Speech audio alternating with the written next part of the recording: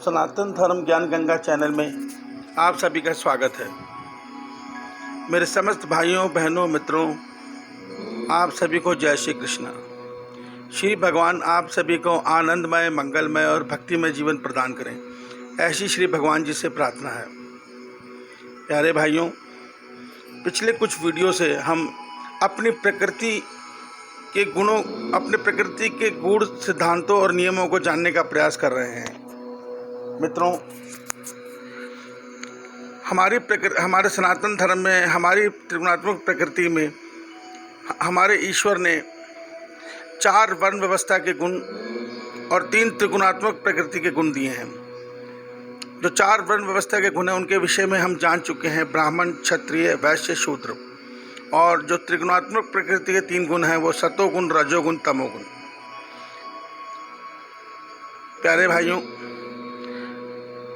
श्रीमद् भगवद गीता के अध्याय 14 के श्लोक 1 में भगवान अर्जुन को कहते हैं, अर्जुन, मेरी प्रकृति की, मेरे इस परम ज्ञान को, इन गुणों के परम ज्ञान को जो मनुष्य जान लेता है वह आसानी से भवसागर को पार कर जाता है। मित्रों, और ये सत्य भी है, जब हम किसी मार्ग को जान लेते हैं, समझ लेते हैं, तो हमें उस मार्ग पर चलने में कठिनाई नहीं होती। आज कलयुग में अज्ञान के कारण हम प्रकृति के इस गूढ़ सिद्धांतों से भटक गए हैं। मित्रों, आज हम वर्ण व्यवस्था के गुणों को जाति व्यवस्था समझकर इसमें द्वेष भाव, ऊंच नीच की भावना देखते हैं, जो बिल्कुल गलत है। हम वर्ण व्यवस्था के गुणों के विषय में पहले जान चुके हैं कि ये 4 गुण ब्राह्मण, क्षत्रिय, वैश्य, शूद्र, ये व्यवस्था के गुण हैं। ये व्यवस्था संसार में हर जगह लागू होती है, हर व्यापार में, हर देश में, हर जगह लागू होती है। ब्राह्मण ज्ञान का गुण है, क्षत्रिय शूरवीरता का गुण है, वैश्य खेती, गौपालन, अन्य उपयोगी वस्तु उत्पादन कर संसार की सेवा करने का गुण है। शूद्र जो इन सब में सहयोग कर इनका कर्मचारी बन सेवा करे, यह शूद्र गुण है। यह व्यवस्था सुदृढ़ व्यवस्था है। इसके अंदर हर मनुष्य को ईश्वर ने अलग अलग गुण दिए हैं प्रारब्ध के अनुसार। तो जो ब्राह्मण का गुण है वो यह गुण है कि वो अपने ज्ञान के गुण से संसार की सेवा करे, संसार को ठगे नहीं, संसार की सेवा करे, संसार में अज्ञान ना फैलाए, जैसे आज ब्राह्मणों ने कर रखा है, शूद्र के प्रति घृणा भाव। तो हर मनुष्य को ईश्वर कहते हैं, ये जो स्वधर्म है हर मनुष्य के अलग अलग, मनुष्य केवल अपने स्वधर्म के द्वारा ही मुझे पा सकता है। जिस मनुष्य के अंदर जो गुण है वो अपने गुण से पूरी ईमानदारी से ईश्वर के संसार की सेवा करे, यही उसका स्वधर्म है और इससे वो आसानी से ईश्वर को पा लेता है। तो मित्रों, ब्राह्मण के लिए एक ही गुण है कि वो अपने मन का निग्रह करते हुए, वेदों का अध्ययन करते हुए, ईश्वर का सुमरन करते हुए संसार में ज्ञान से संसार की सेवा करे, यही उसका स्वधर्म है, इसी में उसका कल्याण छिपा है। शूरवीर, सच्चा क्षत्रिय जो धर्म की रक्षा करे, जो देश की रक्षा करे निस्वार्थ भाव में, वो सच्चा शूरवीर है। वो अपने धर्म से ईश्वर को प्राप्त करे, अपने धर्म पर चलकर, अपने धर्म के कर्म पर चलकर ईश्वर को प्राप्त करे। इसी तरह वैश्य के लिए भी गुण है कि वैश्य भी अपनी उत्पादन से पूरी ईमानदारी से उसका निर्माण करे, उसको उचित दाम में बेचे, बिना मिलावट के उसका निर्माण करे, यह उसका धर्म है। शूद्र का धर्म में पूरी ईमानदारी से सबकी सेवा करे और संसार को उन्नति दे। अब जो अगले 3 गुण हैं, सत्य, रज, तम, त्रिगुणात्मक प्रकृति के गुण, यह मनुष्य में अच्छाइयाँ, बुराइयाँ और गुण अवगुण पैदा करते हैं। इन तीनों गुणों से मनुष्य का जन्म मरण चक्र बनता है, मनुष्य का जीवन बनता है, मनुष्य का प्रारब्ध बनता है। ये तीनों गुण मनुष्य को ऐसे फंसाते हैं। ये 3 गुणों के बंधन में ही हमारी जीवात्मा फंसी हुई है। जब तक इन 3 गुणों का बंधन है, हमारी जीवात्मा का कल्याण, हमारी आत्मा का कल्याण संभव नहीं है। सात्विक गुण ज्ञान का गुण है, सात्विक गुण निर्मलता का गुण है, सात्विक गुण संतुष्ट, मन में संतुष्टता लाता है। सात्विक गुण में मनुष्य का जो सुख की, आनंद की परिभाषा है, हम समझ चुके हैं पहले कि वो जनहित सेवा में, ईश्वर भजन में, ईश्वर चर्चा में, उसको आनंद और सुख मिलता है। राजसी गुण को अच्छा खाना खा के, अच्छा घूम के, खूब धन कमा के, सुंदर वैभवपूर्ण जीवन जी के, उसको अपनी मन की कामनाओं को पूरी करके, हालांकि कामनाएं कभी पूरी होती नहीं मगर वो मन की कामना में ही पूरी करके खुश होता रहता है। तामस गुणी मांस, मदिरा, काम वासना, दूसरों के प्रति देश भाव, हिंसक प्रवृत्ति में जीवन जी के सुख पाता है। तो जब हम इस सारे गुणों के नियमों को जान लेते हैं कि ये क्या है, किस प्रकार ये हमारे साथ हमारे को ऊपर और नीचे हमारी जीवात्मा को लेके जाते हैं, तो हम इनको समझकर अपने जीवन में ढालकर आसानी से मुक्ति मार्ग तक पहुंच सकते हैं। मित्रों, आज हम वैश्य धर्म में हैं, व्यापार कर रहे हैं, तो हमारा कर्तव्य है कि हम इस संसार को ईश्वर का संसार समझें और जो भी हम उत्पादन कर रहे हैं या क्रय विक्रय कर रहे हैं उसमें पूरी ईमानदारी से उचित दाम में बिना मिलावट का सामान मनुष्य को देकर अपना मन तन से संसार की सेवा करो, मन ईश्वर में लगाए रखो। बस ये कर्म है मनुष्य का। इतना कर गया मनुष्य जीवन भर तो वह आसानी से कर्मों के द्वारा भी ईश्वर को पा लेता है। यही कर्म योग है कि जब कर्म भोग के लिए नहीं, जब कर्म संसार की सेवा के लिए किए जाए तो वो कर्म योग बन जाते हैं, ये हमारा ईश्वर से मिलन करा देते हैं। मगर अगर जब तक हमारा मन इन गुणों के अधीन है हम ऐसा नहीं कर पाते। देखिए, सात्विक गुण हमारे मन बुद्धि को अपने वश में करके अपने हिसाब से चलाता है, राजसी गुण हमारे मन बुद्धि को अपने उसमें करके अपने हिसाब से चलाता है, तामसिक गुण अपने अनुसार चलाता है। तो हर गुण की अलग अलग विशेषताएं हैं। राजस गुण में गिरने के बाद मनुष्य सदैव जन्म दर जन्म पतन की तरफ जाता है, क्योंकि उसका लोभ और स्वार्थ उससे पाप कराता जाता है और वो गिरते गिरते एक दिन तामस गुण में आकर तामस गुण से पशु की योनि में चला जाता है।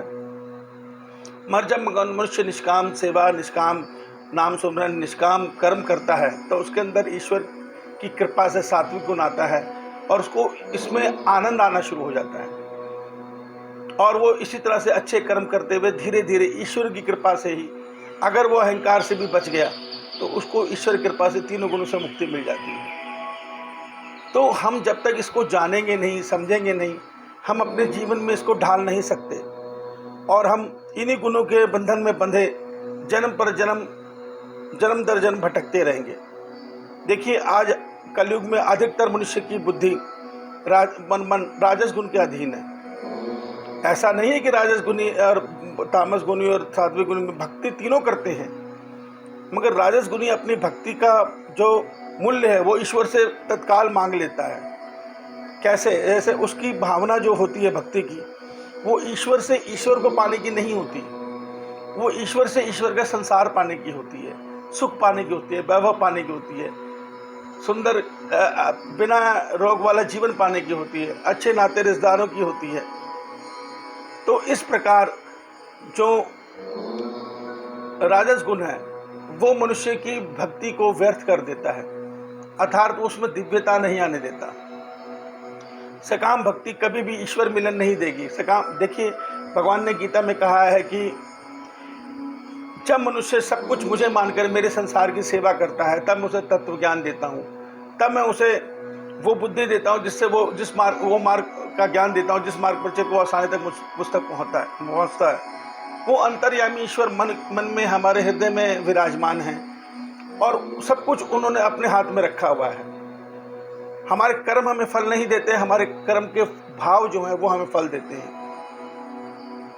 आप माँ बाप की सेवा कर रहे हैं इसलिए कि आपका फर्ज है, उन्होंने आपको पैदा किया, इस काबिल बनाया, तो आपका वो जो कर्म है वो सात्विक फल देगा। आप माँ बाप की सेवा इसलिए कर रहे हैं कि बारे मरने के बाद सारा धन मुझे मिल जाएगा, इसलिए दूसरे भाई को कम मिले, मुझे ज़्यादा मिल जाए, मैं ही इनकी सेवा करूँगा। तो ये भाव ईश्वर तो देख रहे हैं ना। आपको आपके कर्म का फल राजसी मिलेगा। राजस गुण का फल है आपके अंदर जो भी फल आएगा, धन आएगा, दौलत आएगी, मगर साथ में लोभ और स्वार्थ भी आएगा, उससे आप नहीं बच पाओगे, वो और बढ़ जाएगा। अगर आपने माँ बाप की सेवा ही नहीं की बल्कि उनको सताया और उनको डरा धमका के उनसे सब कुछ छीनना चाहा, दुनिया को तो ये दिखा दिया कि हम सेवा कर रहे हैं, मगर वो अंतर्यामी परमेश्वर सब देख रहा है, वो आपको तामस गुण का फल दे देगा। आपकी बुद्धि का नाश होना शुरू हो जाएगा, आपकी बुद्धि विपरीत होनी शुरू हो जाएगी। आप सही को गलत, गलत को सही समझेंगे। आपसे सनातन धर्म छीन लिया जाएगा मरणोपरांत। आपको मरणोपरांत अन्य धर्मों में जन्म दिया जाएगा, जहां आप ईश्वर भक्ति का अधिकार खो देंगे। आप अन्य धर्मों में उल्टे सीधे नियमों, व्यर्थ के नियमों पर जीवन जीकर अपना जीवन पशु की योनि की तरफ ले जाएंगे। तामस गुण में जो मनुष्य गंदे काम करता है, दूसरों को मारना, हिंसक प्रवृत्ति रखना, काम वासना में घृणित कार्य करना, ये सब ईश्वर ही करवा रहे हैं। क्यों? क्योंकि उसने पहले इतने गंदे कर्म किया, अब उसको पशु की योनि में गिरना है। तो वहां तक जाने के लिए ईश्वर के तामस गुण में जो गुण उत्पन्न हुए वो भी ईश्वर के ही गुण है। गुण अवगुण सब ईश्वर उत्पन्न करते हैं। अवगुण से वो मनुष्य को दंडित करते हैं और गुण देकर मनुष्य को इनाम देते हैं। इन तीनों गुणों का यही काम है। ये भगवान, ये तीनों गुणों को जो खेल है वो ईश्वर की माया कहलाता है। इस संसार में जो भी कुछ हो रहा है वो तीनों गुण ही कर रहे हैं। जो कुछ भी हो रहा है, ये सत्गुण, रजगुण, तमोगुण, और सब धर्म जो है वो वर्ण व्यवस्था के गुण हैं। तो एक अच्छे मनुष्य का, एक विवेकी मनुष्य का कर्तव्य है कि वो अपने हमारे सनातन धर्म से अपने अंदर के छिपे गुण को पहचाने कि वो अच्छा व्यापारी है या अच्छा शूरवीर है या अच्छा ज्ञानी है या अच्छा शूद्र है, और उसे अपना स्वधर्म मानकर निष्काम भाव से उस गुण के अनुसार इस संसार की सेवा करे। बस उसका कल्याण अपने आप हो जाएगा। उसके अंदर सब काम पीढ़ी दर पीढ़ी ईश्वर स्वयं कर देंगे। वही उसको तत्व ज्ञान भी दे देंगे समय आने पे। वही उसको सांख्य योग, कर्म योग सब सिखा देंगे, क्योंकि हृदय में ही बैठे हैं, वो कहीं बाहर नहीं बैठे हैं। मीरा माँ का उदाहरण ले लीजिए। मीरा माँ भगवान की अन्य भक्त थी, सब कुछ थी, मगर उनको एक चीज था, वो कृष्ण के स्वरूप से प्रेम करती थी, उन्हें अपना पति मानती थी, उन्हें स्वरूप से। पर कृष्ण तो परब्रह्म परमेश्वर है। भगवान ने उनका संशय दूर करने के लिए उन्हें संत रविदास जी से मिलवा दिया। वो उनके गुरु बन गए। उन्होंने मीरा को समझा दिया कि जो हृदय में तुम्हारी आत्मा है वो कृष्ण ही है, और उनको ऐसे पाया जा सकता है। उसके बाद मीरा बंद कमरे में ही उनके ध्यान में रत होकर उनमें लीन हो गई। सारा शरीर ही लीन हो गई। भक्ति तो थी ही, प्रेम तो था ही, बस एक मार्ग की जरूरत थी। मार्ग संत रविदास जी ने दे दिया। तो ईश्वर अपने भक्तों को मार्ग स्वयं दे देते हैं। और जो तामस गुण में दूसरों का देश रखते हैं, उनकी भक्ति भी ईश्वर ठग लेते हैं। वो निर्मल बाबा और अनेक गुरुओं के चक्कर में अपना जीवन बर्बाद कर देते हैं। वो सच्चाई से दूर हुए सदैव अज्ञान में जीवन जीते हैं। तो ये सारा का सारा चमत्कार, ये सारा का सारा खेल भगवान की, ईश्वर की माया का है, जिसके मालिक वो ईश्वर हैं। वो अपनी माया से सबको भ्रमित भी करते हैं, अपनी माया से ही सबको रास्ता भी दिखा देते हैं। मगर हमसे वो यही चाहते हैं कि तुम्हें जो यह मानव शरीर मिला है, इस मानव शरीर से तुम मेरे संसार की सेवा करो, और जो तुम्हें मन दिया है, इस मन से तुम मेरा सुमिरन करो, मुझ में अपना मन को स्थिर करो। जैसे एक प्रेमी अपनी प्रेमिका को सोचता है, वैसे रात दिन मेरे को ही चिंतन करो, मुझे ही सोचो, तुम्हारा कल्याण मैं स्वयं कर दूंगा। देखिए, आज हम जब मनुष्य भगवान से ये जो कामना करते हैं, ये कामना ही हमारी जन्म मरण के चक्र का कारण है। और ये कामना कहाँ से आ रही है? राजस गुण से आ रही है। तो राजस गुण से मरा हुआ मनुष्य राजस गुण में ही पैदा होता है, मनुष्य गुण में ही पैदा होता है, मगर वो पहले से ज़्यादा लोभी और स्वार्थी बनकर पैदा होता है। और इसी तरह जन्म दर जन्म उसके अंदर लोभ और स्वार्थ बढ़ता जाता है, और लोभ और स्वार्थ में वो पाप कर्म करता जाता है, जिसका उदाहरण हमने पिछले दिनों कोरोना काल में देखा। जिसको जहाँ मौका मिला उसने मरते मनुष्य को वैसे नोचा। शमशान घाट वालों ने अपने तरीके से, जो हॉस्पिटल वाले उन्होंने अपने तरीके से, दवाई बेचने वालों ने अपने तरीके से, ऑक्सीजन बेचने वालों ने अपने तरीके से, सब जिसको जहाँ मौका मिला। क्यों? उनके अंदर जो लोभ और स्वार्थ था, उससे वो मानवता भूल गए, और जिस अवसर पर वो सेवा कर सकते थे उस अवसर पर भी उन्होंने पाप कर दिया। तो ये क्यों हुआ? ये सब राजस गुण की प्रबलता के कारण हुआ। तो जब तक हमारी भक्ति राजस गुण के अधीन है, हमारी भक्ति उन्नति की तरफ नहीं बढ़ेगी। हमारी भक्ति नानक देव जी, मीरा जी, तुलसीदास जी की तरफ, दिव्यता की तरफ नहीं बढ़ेगी। वो जन्म दर जन्म लोभ के अधीन हुई, केवल ईश्वर से पाने की इच्छा में ही उनकी भक्ति करेगी। ईश्वर को पाने की नहीं, ईश्वर से पाने की इच्छा में। तो मित्रों, यही इन तीनों गुणों का खेल है। इसको हमें ध्यान से समझ के अपने जीवन में ढालना होगा। इसी में हमारा कल्याण छिपा है। इसी के साथ मैं आज के इस ज्ञान को समाप्त करता हूँ और बाकी हम अगले वीडियो में चर्चा करेंगे। आप सभी को जय श्री कृष्णा, जय श्री कृष्णा, जय श्री कृष्णा। श्री भगवान आप सभी का जीवन आनंदमय, मंगलमय और भक्तिमय करें, ऐसी मेरी ईश्वर से कामना है। जय श्री कृष्ण।